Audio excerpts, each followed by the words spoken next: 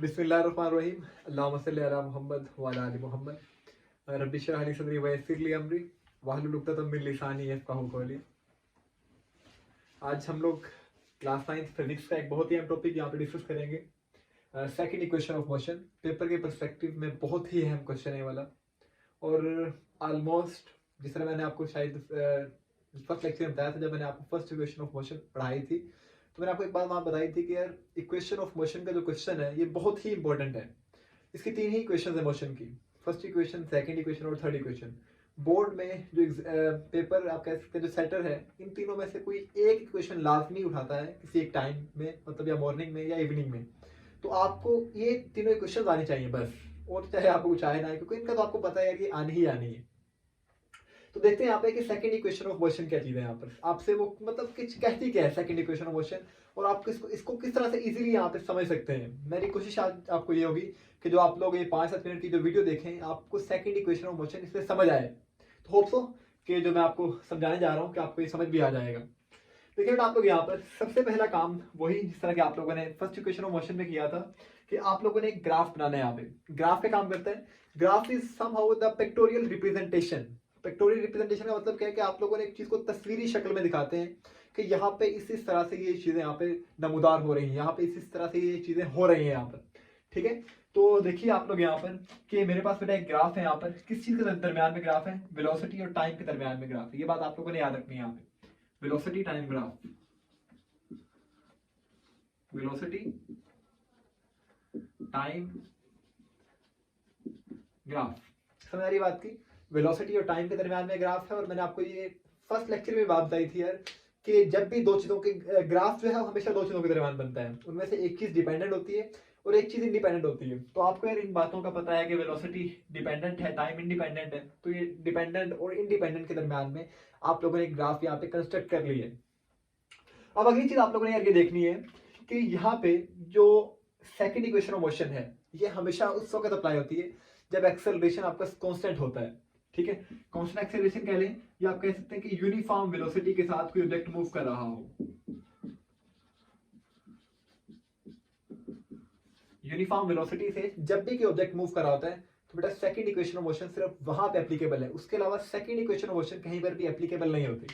तो इस चीज के लिए आप लोग देख सकते हैं कि जब भी कोई भी ऑब्जेक्ट यूनिफॉर्म वेलोसिटी से मूव करता है, तो उसका जो ग्राफ है बेटा आपको हमेशा वो एक स्ट्रेट लाइन मिलती है आपको वहां पे उसके ग्राफ में।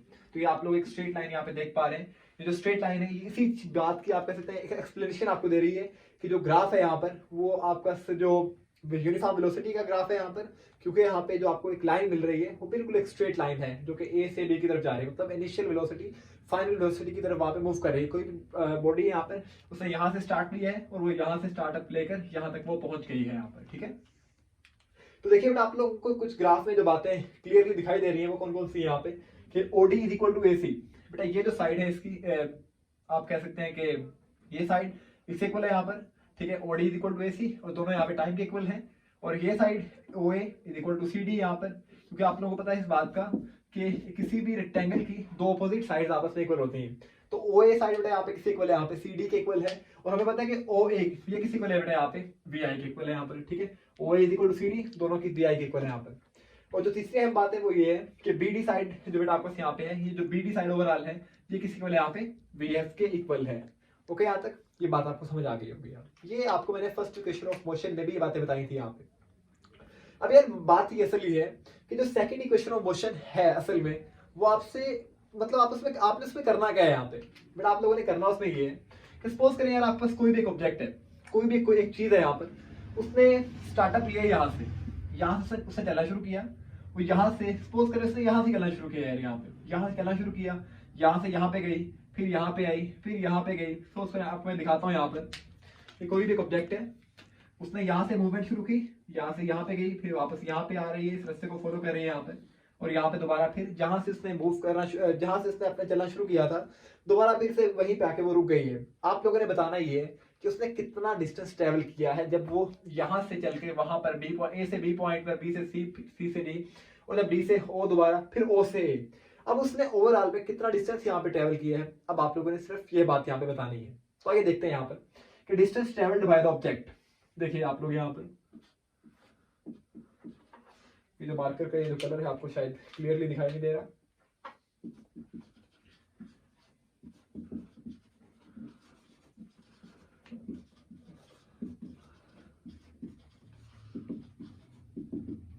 Distance travelled by the object, बेटा किसे बोला यहाँ पर आपको यार ना इसके अंदर दो चीजें दिखाई दे रही हैं। ये एक ट्राइंगल आपको दिखाई दे रही है यहाँ पर, और बेटा आपको एक यहाँ पे रेक्टेंगल दिखाई दे रही है। आप इन दोनों का एरिया कैलकुलेट कर लें। अगर आप लोगों ने इन दोनों का एरिया कैलकुलेट कर लिया तो बेटा आप लोग क्या कह सकते हैं वहां पर किसने कितना यहाँ पे डिस्टेंस ट्रेवल किया है। एक बात याद रखिएगा, कभी भी वेलोसिटी टाइम ग्राफ की जो कर्व होती है, वेलोसिटी टाइम ग्राफ की बेटा जो कर्व होती है वो आपको किसी भी ऑब्जेक्ट के डिस्प्लेसमेंट के बारे में बताती है, किसने कितना डिस्प्लेसमेंट या कितने कितना यहाँ पे डिस्टेंस कवर किया है। ये बात आप लोग याद रखिएगा, ठीक है। तो यहाँ पे बेटा क्या आएगा, area of A triangle, triangle बेटा आपको कौन सी यहाँ पे एबीसी प्लस दूसरा बेटा आपको क्या यहाँ पे एरिया ऑफ रेक्टेंगल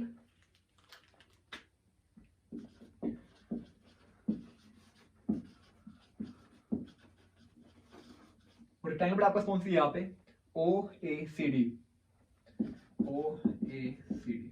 ओके, यहां तक इसको मैं कहता हूं यार इक्वेशन नंबर 1, इक्वेशन नंबर 1, ठीक है। अब यार मैंने करना क्या है यहाँ पर, मेरे पास ना तो एरिया ऑफ ट्राइंगल यहाँ पे गिवन है ऑलरेडी और ना ही मेरे पास यहाँ पे एरिया ऑफ रेक्टेंगल गिवन है। तो मैंने एरिया ऑफ रेक्टेंगल और एरिया ऑफ ट्राइंगल मैंने किस तरह से कैलकुलेट करना है उस चीज को यहाँ पे देखते हैं। एरिया ऑफ ट्राइंगल,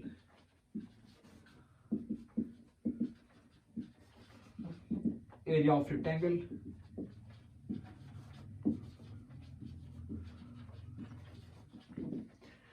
ट्राइंगल का एरिया कैलकुलेट करने का बेटा जो आपका फार्मूला है वो आपको सही होता है half length multiply by width. क्योंकि बेटा आपका जो रेक्टेंगल है, एक रेक्टेंगल को में से आप दो ट्राइंगल बना सकते हैं वहां पे, तो इसका जो फार्मूला बेटा आपको क्या आएगा यहाँ पे length multiply by width. Okay, यहां तक। अब देखिए बेटा आप लोग यहाँ पर कि अगर मैं इसकी बात करता हूं इस ट्राइंगल की, इस ट्राइंगल की लेंथ क्या है, लेंथ बेटा आपको यहाँ पे बीसी है, ठीक है, हाफ बीसी इसकी लेंथ है बेटा और इसकी विड्थ क्या है यहाँ पे एसी है यहाँ पे, ठीक है। तो मेरे पास बीसी तो गिवन ही नहीं है, लेकिन आप लोग फर्स्ट इक्वेशन ऑफ मोशन में एक बात करते हो और आप लोग वहां पे कहते हैं कि जो बीडी साइड है ओवरऑल, ये जो साइड है ये दो चीजों के इक्वल है यहाँ पर बीसी प्लस सीडी। मतलब देखें अगर मैं बीडी लाइन को दो हिस्सों में तोड़ता हूं तो कौन कौन से हिस्से बनेंगे बेटा, एक बीसी बन जाएगा एक सीडी बन जाएगा। मतलब दो चीजों को ब्रेक कर दिया यहाँ पे सिंपली।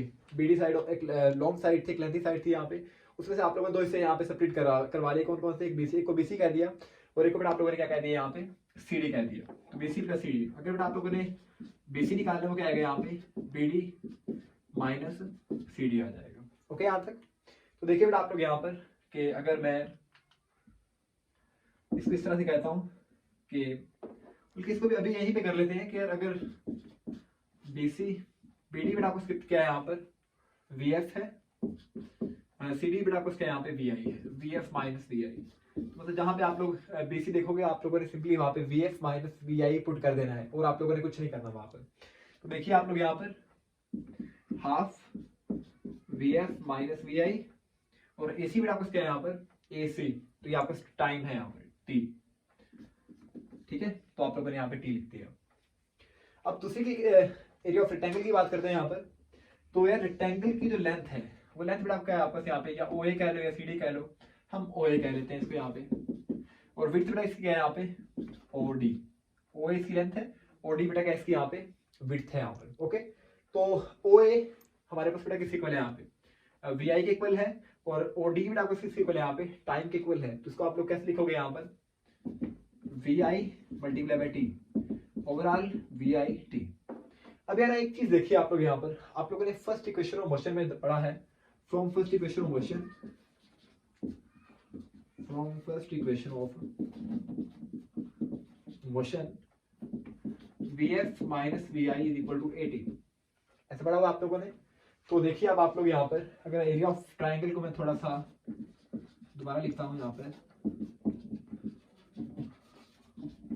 वो क्या आएगा बेटा आपको यहाँ पे 1/2, जहां पे वी एफ माइनस वी आई है अगर उसकी जगह पे मैं एटी को पुट कर देता हूं और साथ वाला टी वैसे ही आ जाएगा। यहां तक बात समझ आ गई आपको। सिंपली बेटा मैंने क्या किया यहाँ पर वी एफ माइनस वी आई की जगह पे मैंने ए टी पुट किया, उसके अलावा मैंने यहाँ पे कुछ भी नहीं किया। ओके यहाँ तक। अब यार ये दो टी है यहाँ पर, तो टी का स्क्वायर बन जाएगा 1/2 ए टी का स्क्वायर आ जाएगा। ओके यहाँ तक। टी से मल्टीप्लाई टी का स्क्वायर, बेस में पावर ऐड हो जाती है, और ए और 1/2 एज इट इज ही आ जाएंगे।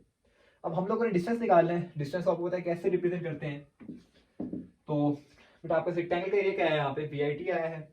सिंपली अब आप लोगों ने करना क्या है, एरिया ऑफ ट्राइंगल और एरिया ऑफ रेक्टेंगल, ये वाला एरिया और ये वाला एरिया, अब आप लोगों ने सिंपली इसमें पुट कर देना है यहाँ पर।